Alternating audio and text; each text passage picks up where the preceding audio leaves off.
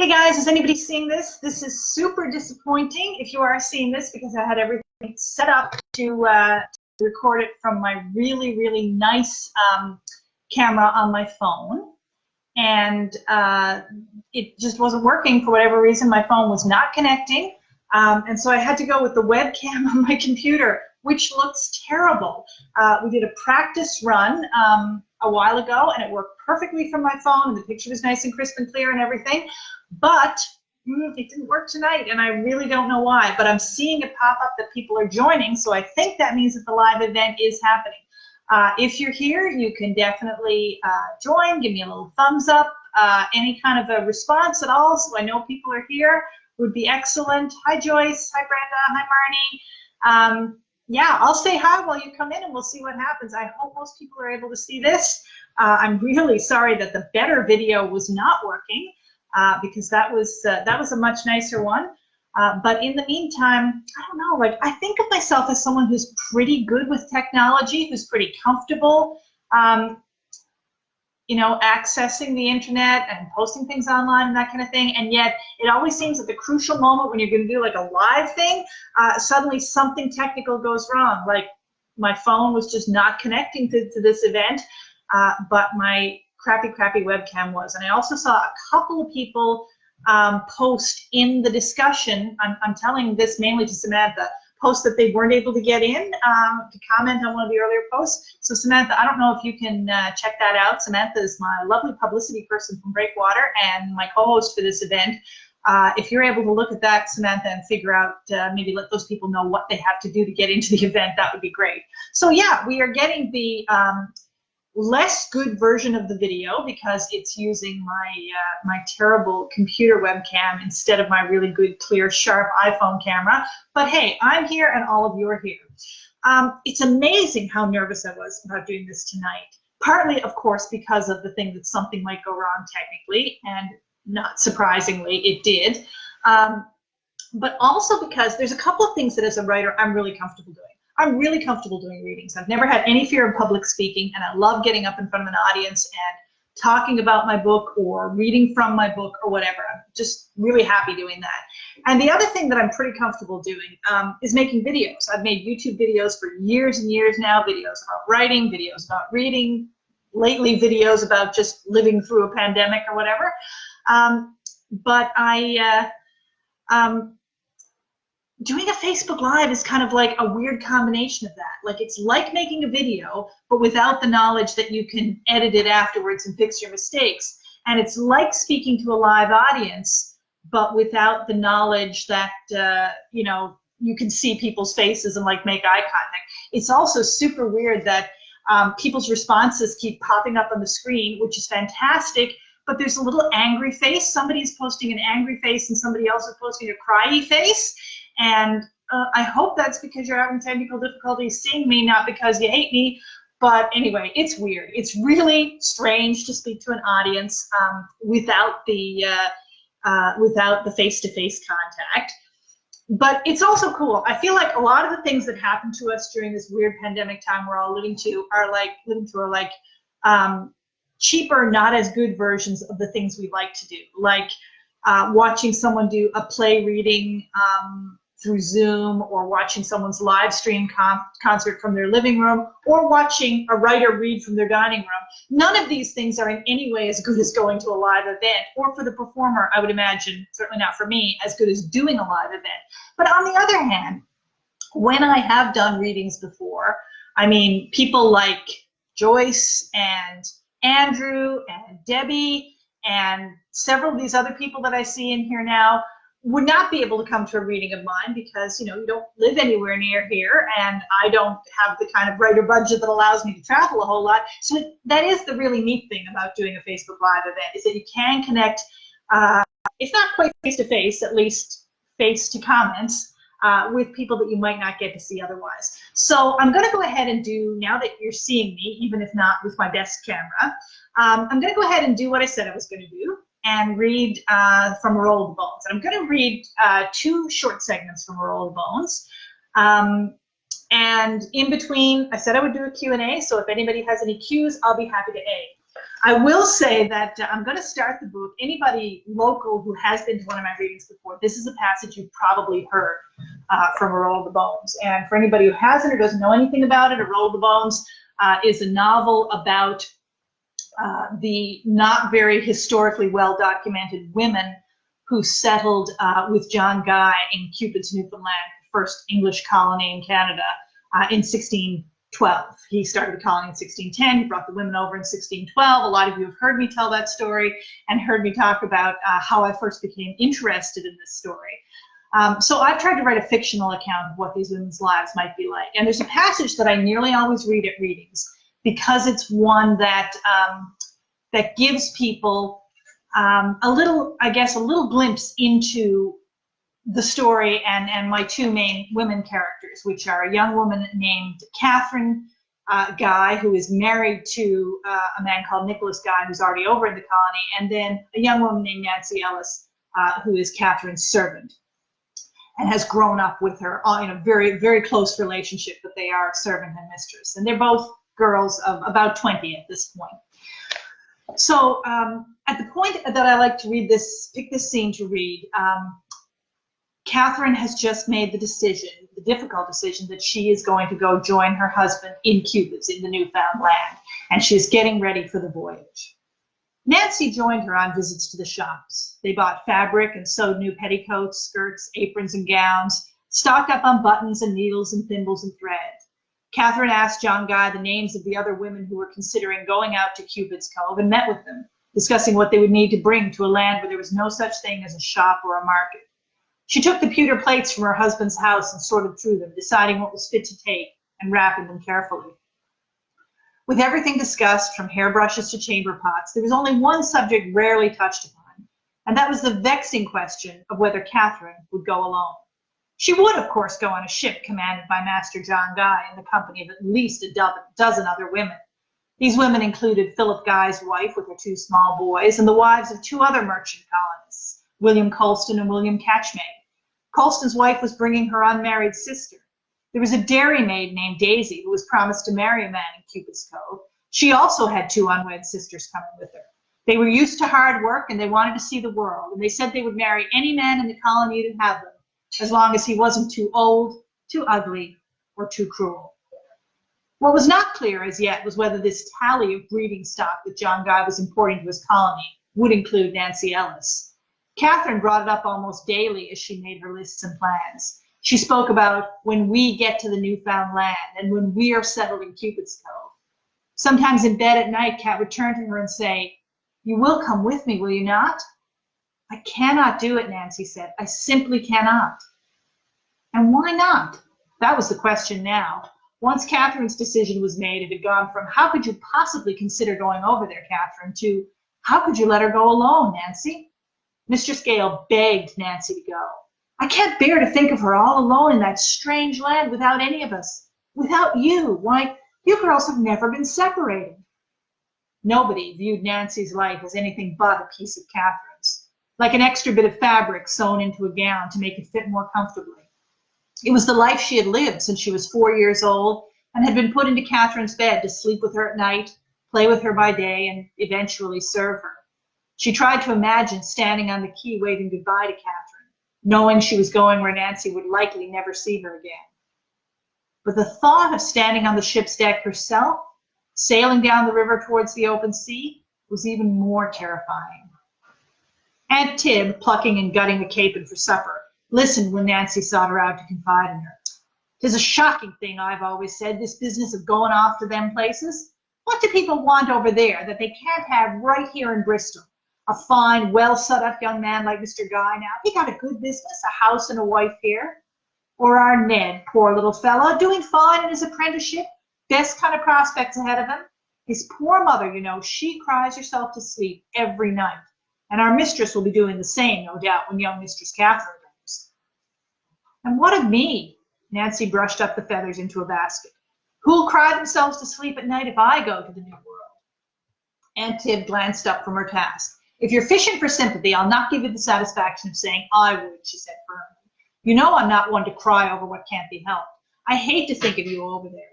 But one thing I will tell you, if you don't go with the young mistress, she's the one who'll be crying every night. She'll be lost without you. And that is all that matters. Nancy opened her palm and blew a little gust of breath at the feathers, and they drifted on the air for a moment. What is good for Catherine?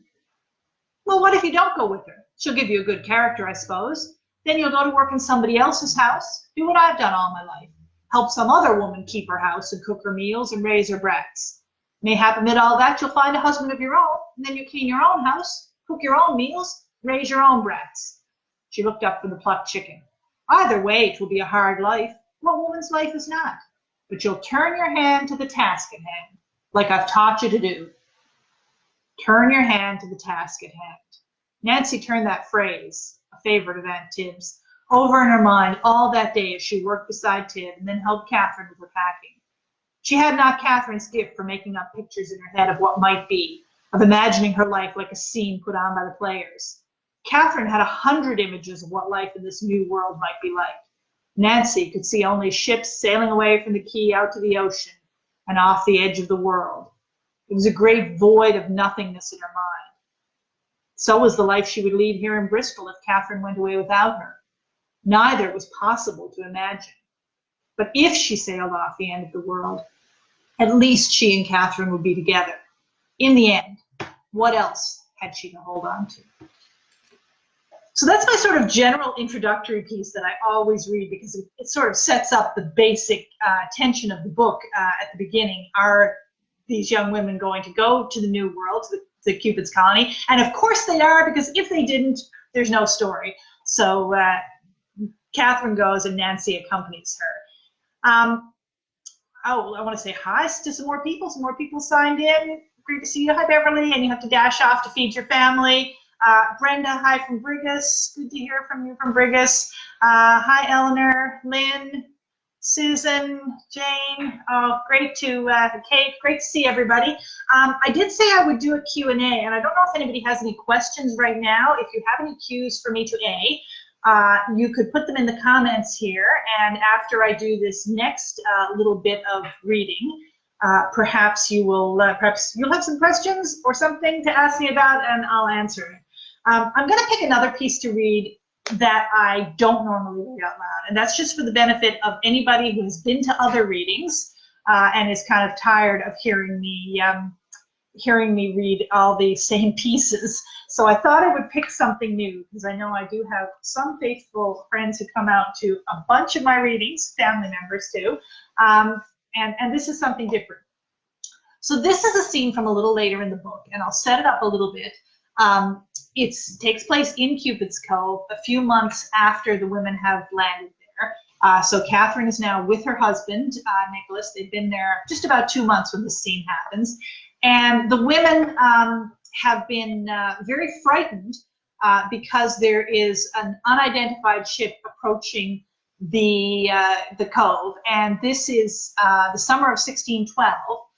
When there was a lot of problems with piracy, a lot of pirate activity, particularly the famous pirate Peter Easton was plying his trade along the Newfoundland shores. And so in the scene just before this one, the women have been told to all get themselves into one of the houses and barricade the door in case the ship that's coming in turns out to be a pirate ship. And Catherine, although one of the younger of the women, has sort of taken charge, whipped everybody into shape. And then they find out it's not pirates, and it's safe to come down to shore, and it's their own governor, John Guy, who has been on a voyage to their other colony, his other colony that they were trying to plant down in Renews, where they have been threatened by pirates. And so he's bringing the Renews men and some new men back with him. I chose this scene because it introduces one of my favorite minor characters in the book. I guess you call him a minor character. People who've read the book can give me your opinion on whether Thomas Willoughby is a minor character or a major one. But he's not one of the point of view characters anyway. But he is important, and this is the scene in which he is introduced from Catherine's point of view now. The point of view of the story alternates between Nancy and Catherine and the third main character, Ned. But this is Catherine's story. Catherine found Nancy and linked arms with her walking down towards the water. "You were very brave, man, going out there to find Molly." "It was not to fear," Nancy said with a shrug. "I told you it was no pirate ship. If anything, you were the brave, hopping up on that bench and giving orders. I'd like to laugh at all of them running around like a bunch of clucking hens, but you brought them all to heel mighty quick. I did I not? Catherine felt a little warm flush of pleasure. Seems I like being in charge. You'd best have yourself a whole brood of children soon, then. Catherine hugged Nancy's arm a bit closer. I've not told Master Nicholas yet, but the truth is, I've missed my flowers for the second time now. If I fell pregnant as soon as we got here, I'd be close to 2 months along now. Do you think it could be true? Nancy wrinkled her brow. I missed my courses the first month after we landed, and you know I'm pure as the driven snow. I put it down to the voyage and the change of food, but I had mine again only a week ago. Missing 2 months in a row is surely a sign, but if I were you, I'd wait another month to be sure before you say anything to your master. Of course, I'd not want to raise his hopes only to have them dashed, but today, Nan, I feel as if I could bear a child here and raise it and all might be well. How passing strange. We're facing the first real danger we've faced since we came here, and yet I'm sure I could face down Peter Easton myself. I'm not a bit afraid today. Nancy laughed. Hold to that feeling. I'm sure we'll need all the courage we can muster. Ah, there's the boat. Those must be the Renew's men. The young men scrambled up the ladders from the boat to the wharf, greeting the Cupid's Cove men who had waited on the wharf to see them in. Ned beckoned the girls over. This is Master Nicholas Guy's wife, he said to one of the strangers, and this her maid, Nancy. You'll soon know Nancy, because if you cross her, she'll not hesitate to scold you. John Teague introduced the Renew's men. They're all apprentices of Sir Percival Willoughby. They've spent the summer fishing at Renew's, and this here is Master Thomas, Sir Percival's son. The young man, identified as the nobleman's son, did not at first glance stand out from the others. All the men were young and all dressed in shabby, work-worn clothes. You're welcome to Cupid's Cove, Catherine said. The apprentices touched their caps to her, and Willoughby's son, who had been talking to Jem Hallworthy, turned to greet her. She held back the little gasp when his eyes met hers. They were the most striking ice-blue eyes she had ever seen, shining cold out of his weather-tanned young face. He was just a boy, younger than most of the others, about her own age, tall and slender, his brown hair falling ragged and unkempt almost to his shoulders. He bowed to her. Mistress Guy, he said, and flicked a brief glance and nod at Nancy before looking back at Catherine. He put out his hand and she placed hers in it. He brought it to his lips and brushed it with a kiss as he said, I'm well pleased to see a lovely face here, Mistress Guy. The presence of a lady will brighten this harsh place, indeed. His eyes held hers. She found it impossible to glance away even as she took her hand back, and she knew her cheeks were coloring at the compliment. I hope you will not find Cupid's Cove so very harsh, Master Willoughby. We have done all we can to make a little England here on these shores. Thomas Willoughby's full lips looked as if they were more accustomed to pouting than to smiling, but he gave her a smile then, one that brightened his sullen, handsome face, as if a lamp had been lit inside it. Even the icy eyes danced flame in her. Come up to the dwelling house now and meet the rest of our company, she said, finally managing to tear her eyes from his face to include the rest of the Renew's men in her invitation. The clouds parted as she led the men up towards the settlement, and the day, though still chill and windy, was lit with a shaft of sunshine that touched the buildings and livestock, the hills and trees.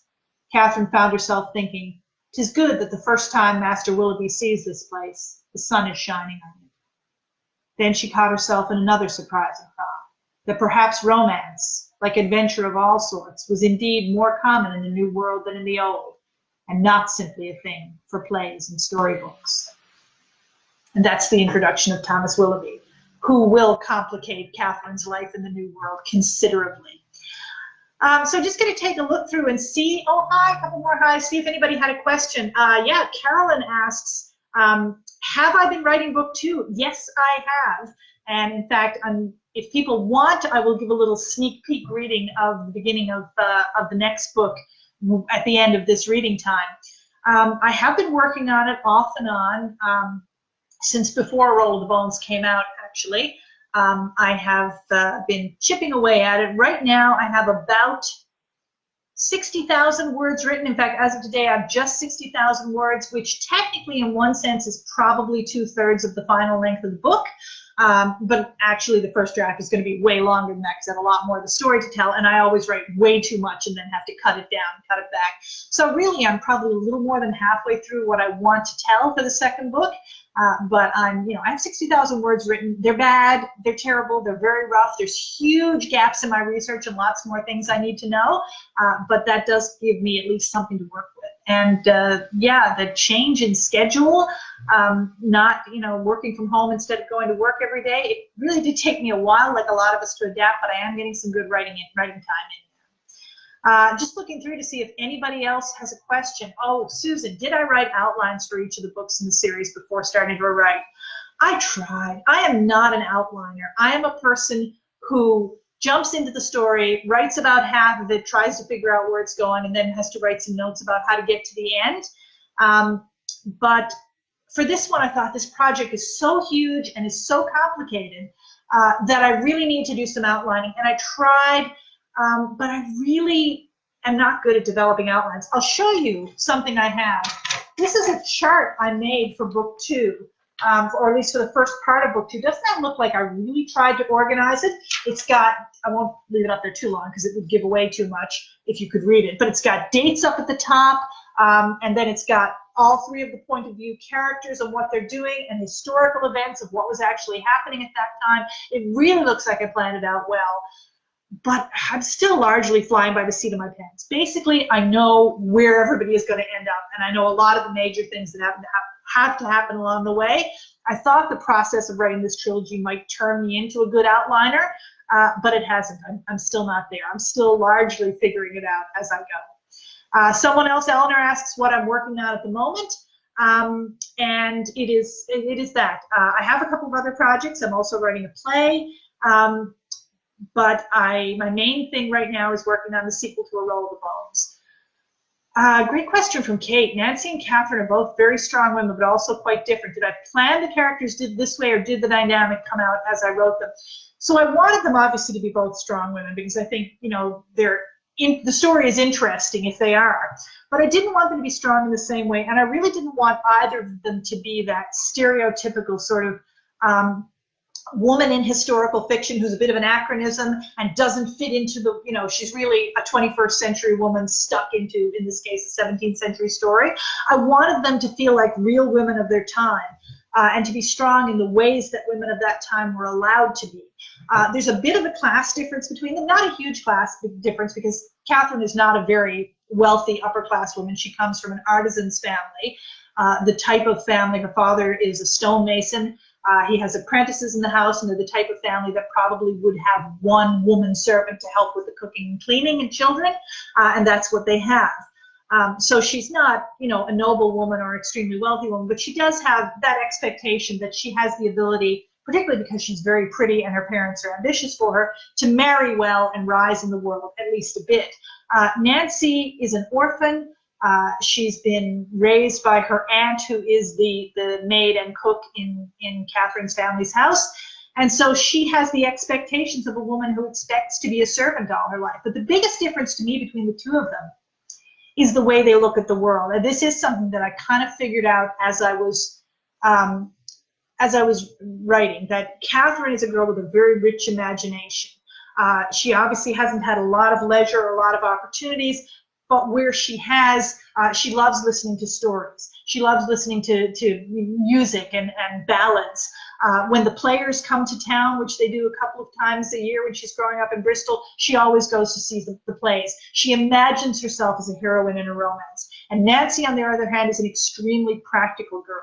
She is not fascinated by stories and tales of romance.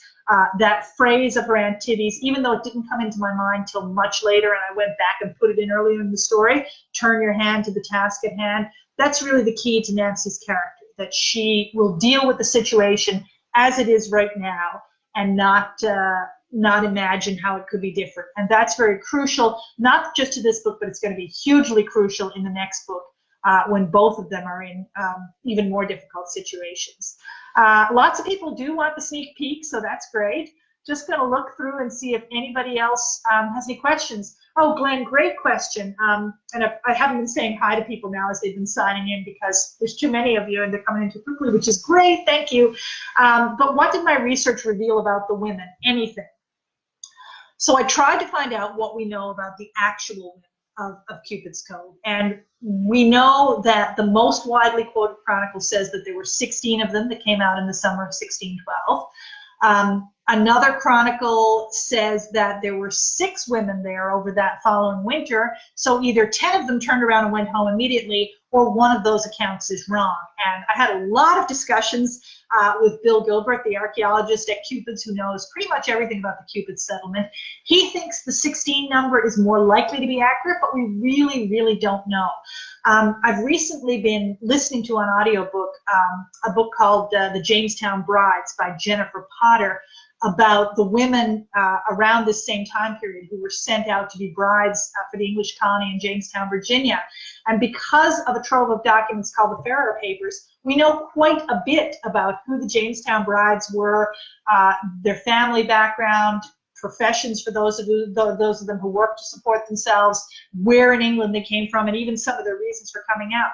It would be amazing to find a trove of documents like that about the Cupid's women, but it doesn't exist. At least if it does, it hasn't been discovered yet. We know so little about them. Many people have heard me say that it was that listing of, 10 heifers, 2 bulls, 60 goats, and 16 women was what first drew me into the story, that we knew so little about the women that they were listed as if they were livestock.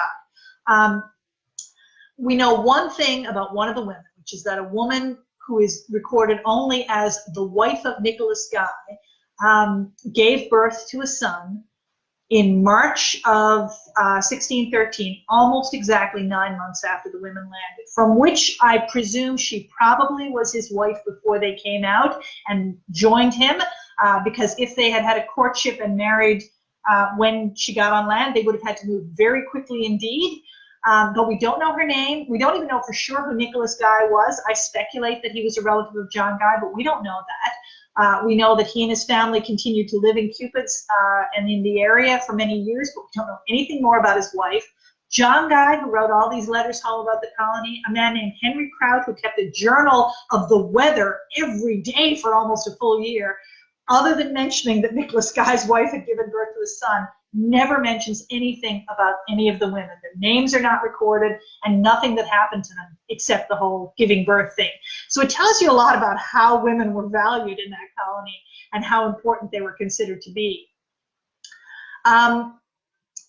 Is there a name yet for the second book, and what's the significance of the title of this one? Great question, Brenda. A Roll of the Bones I picked because of the idea of rolling the bones as kind of a synonym for throwing dice, gambling. I liked the idea that people who were willing to come out to the colony at this time, who wanted to start life in a colony, were taking an incredible gamble, and they must have all, to some degree, been risk takers, been people who were willing to gamble. I haven't got a definite title for the second book yet. I have a working title that I'm playing around with that comes from a quote of something that was written at the time, but I'm not ready to share it yet because I'm not sure that it's going to be the final title. So we'll say the second book is as yet untitled. Let's see. Oh, Natalie thinks Thomas Willoughby's charm is enchanting. Somebody else likes a bad boy. Let's see. We did have questions about ordering a copy of A Roll of the Bones, and I'm sure Samantha is probably responding to those or about to, but I will say it's actually really good news that the book is sold out, because the first printing of it is out and it is going into a second printing, which any of you writers out there know is a super cool thing to have happen. It is unfortunate that right now, when so many people are at home in lockdown, working from home with extra time to read, you're having to wait a little while to get the book, but it is in process, it is coming. And if you are ordering it, I recommend ordering it from Breakwater. They do have a sale on now on this and all their other books, mine and all their other authors, till the end of the month. They have a great sale.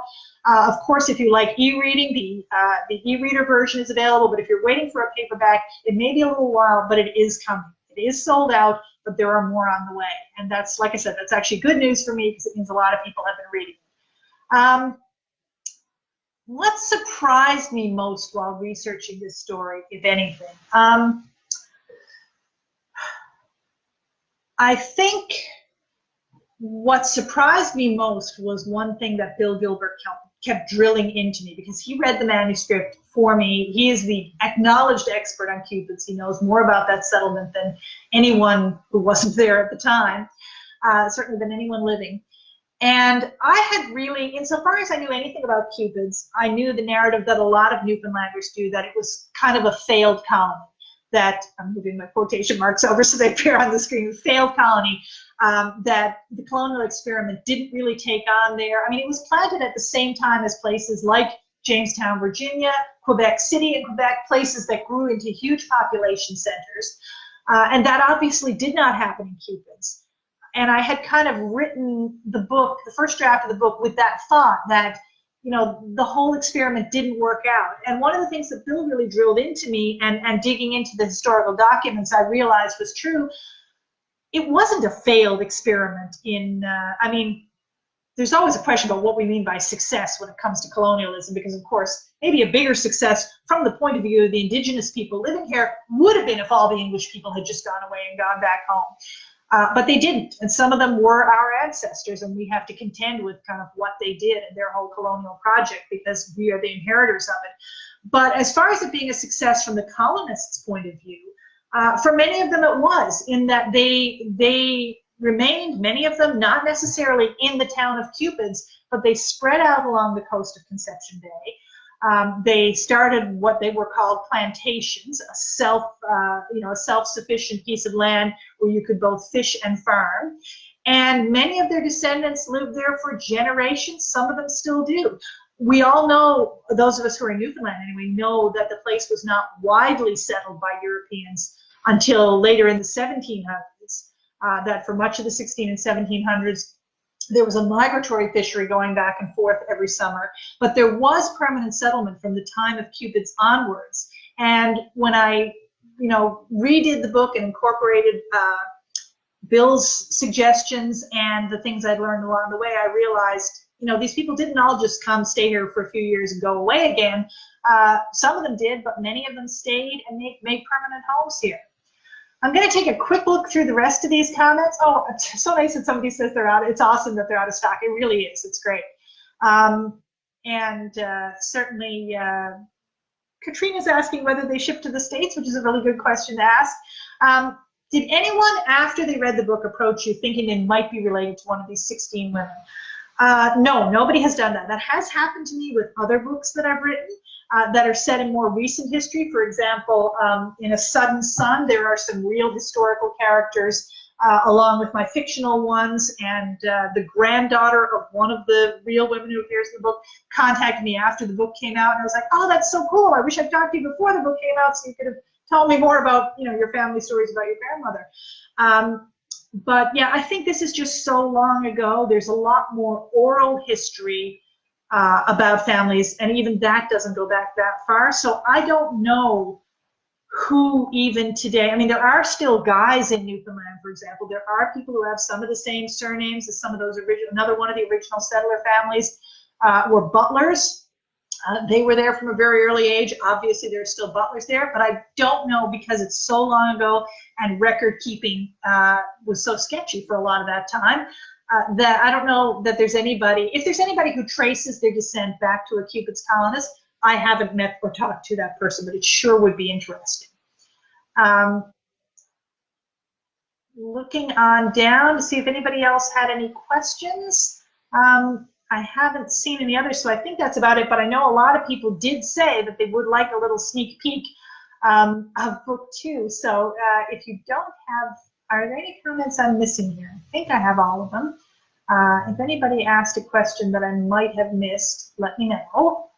But otherwise, I am going to give you a little sneak peek. Now, I will say, for those who haven't yet read A Roll of the Bones, you might want to tune out before I read the little section from the beginning of book 2, because it does, in a very significant way, it does spoil the ending of book 2, because book 2 picks up immediately, in fact, hours after book 1 ends.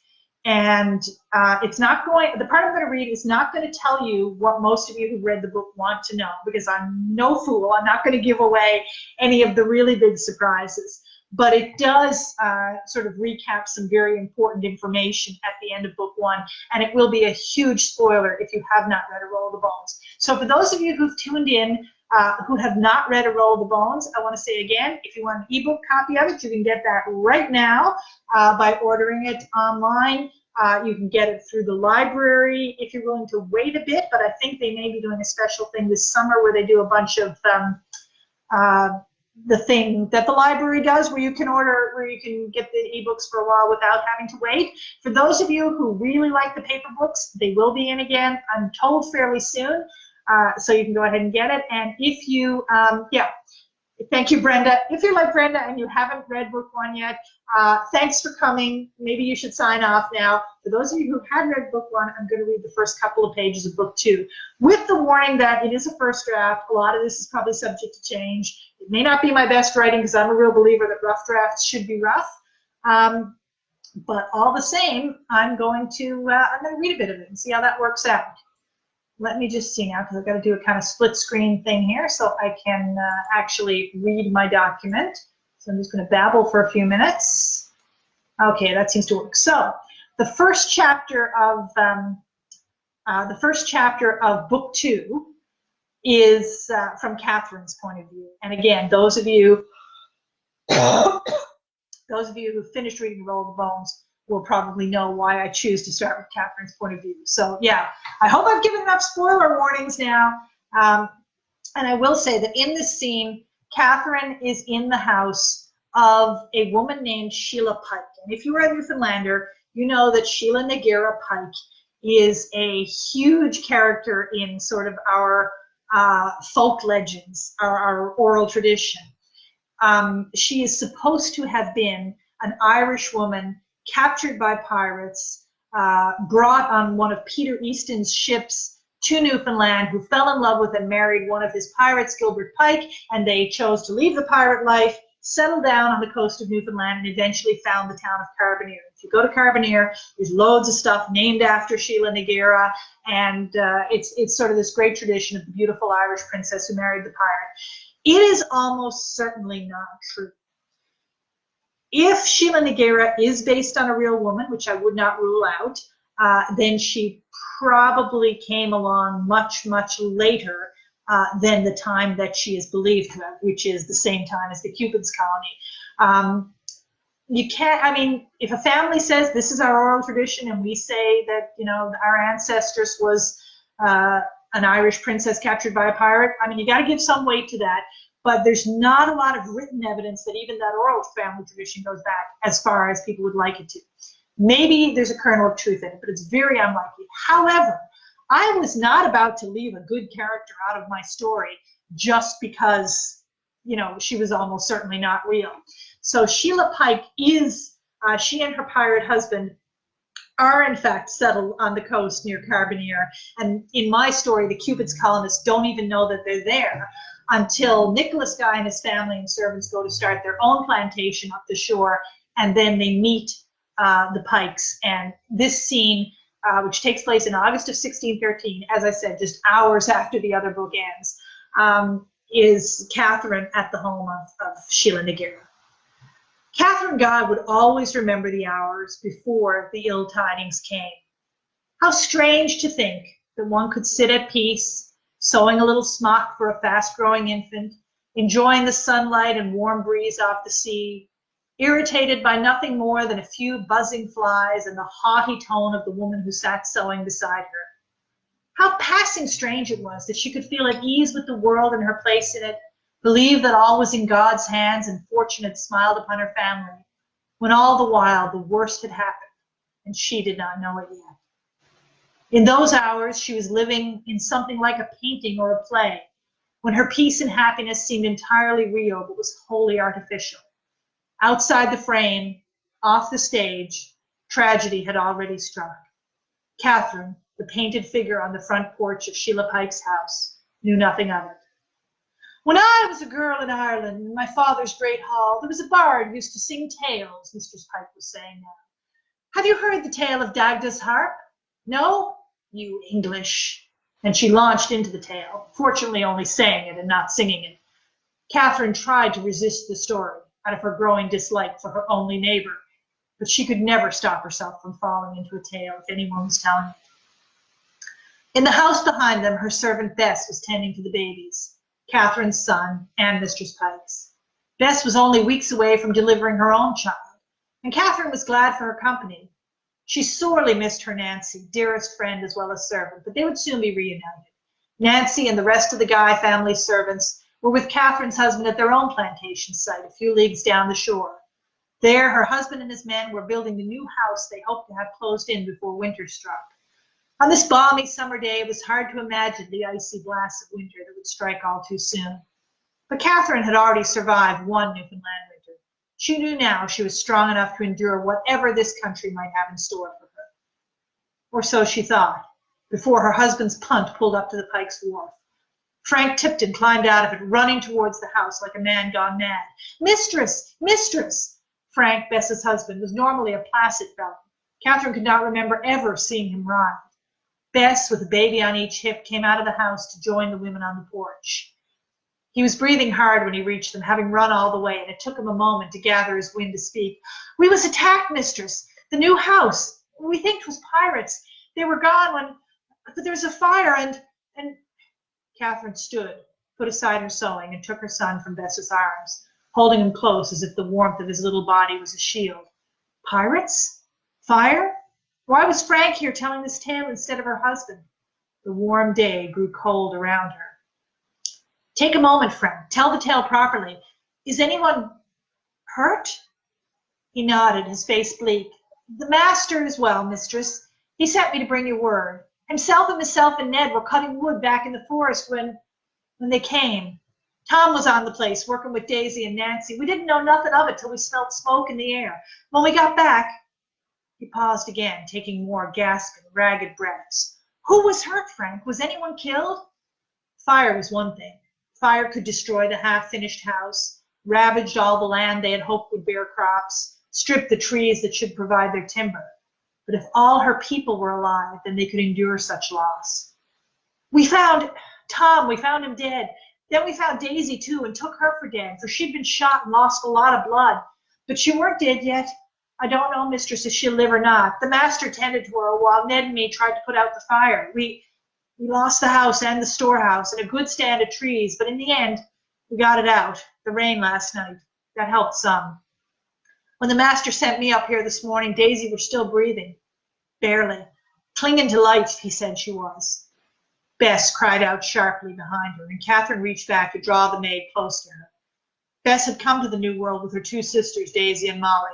Molly lost to them already through sickness that first winter in Cupid's Cove. She will live, Catherine whispered fiercely. Daisy is so strong, but poor Tom.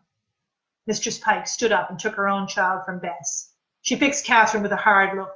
So great a loss, she said. I told you it was wrong to let your maids go back to the plantation site. They should have stayed here with you.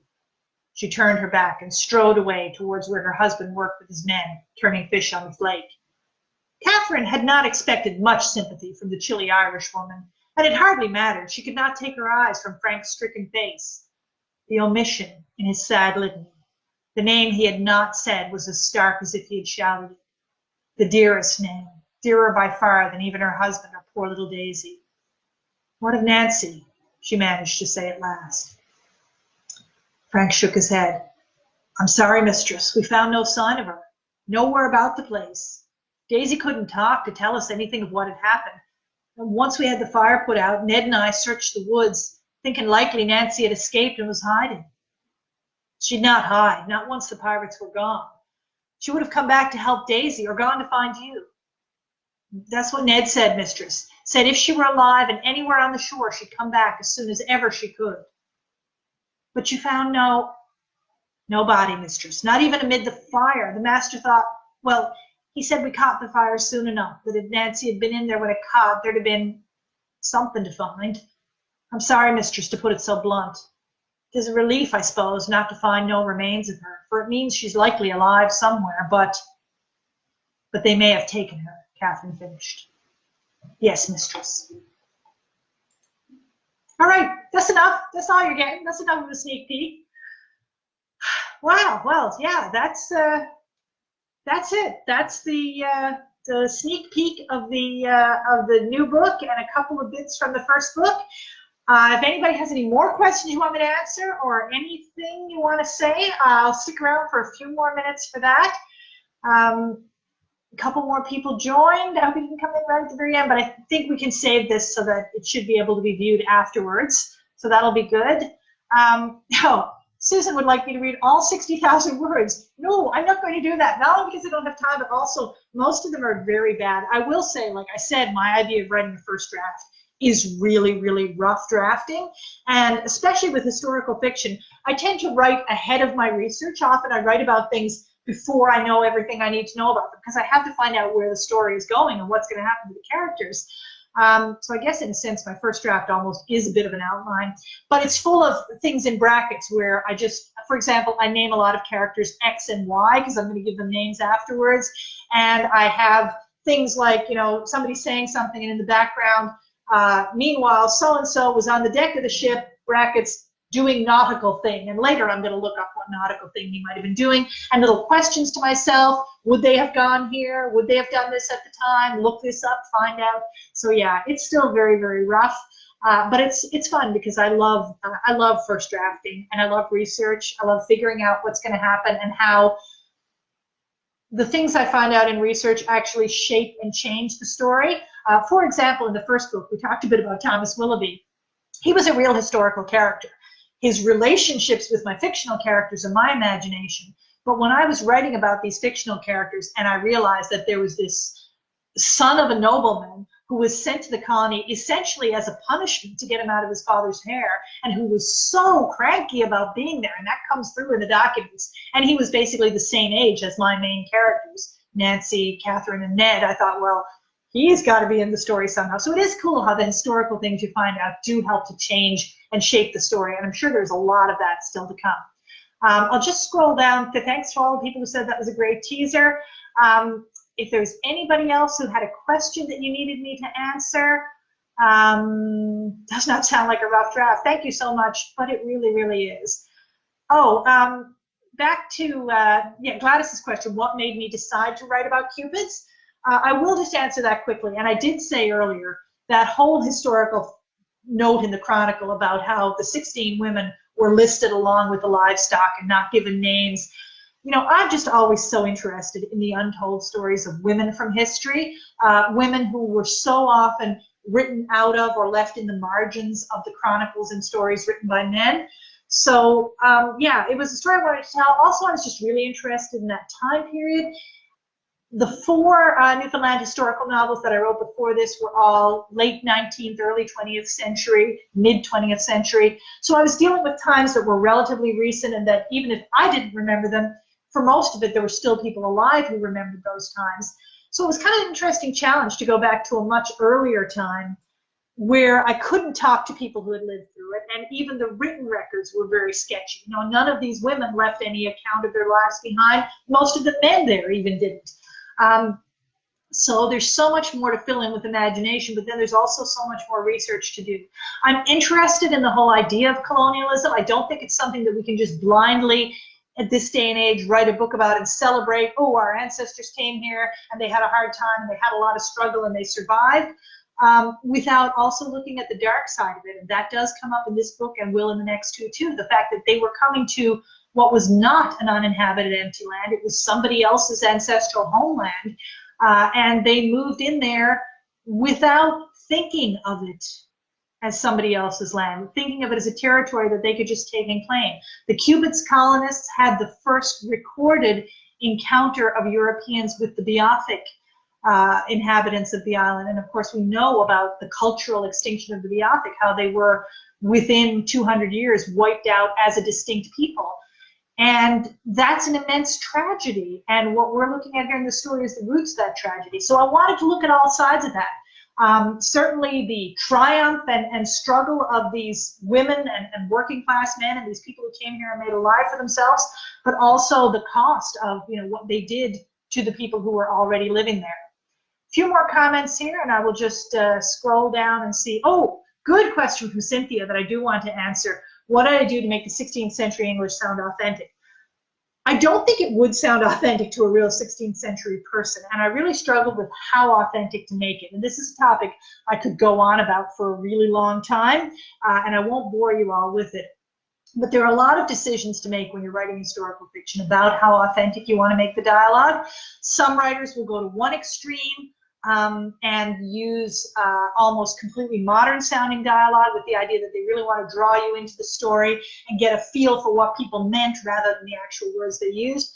Other writers will go to the other extreme. My friend Michelle Butler Hallett does it brilliantly in her novel This Marlowe, with language that sounds really authentic down to using thee and thy and thou as pronouns, which adds a real level of richness because those are the pronouns you used for people you were intimate with. And if you switched from saying you to saying thee to someone, that had a real emotional weight in the relationship.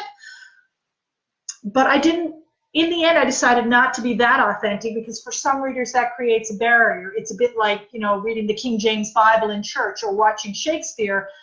You recognize that it's beautiful language, but it feels a bit distant. And so I was trying to strike a balance. I was trying to use enough 16th century or early 17th century language to make it sound not modern and to give a feeling of the flavor of the time, but not to be truly authentic because I thought that would be too hard for a modern reader. One thing I did was checked, and there are great resources online for this. You can check when is the first time a word is used in print. So if I wanted to use a word and ask myself, would they have been saying it at that time?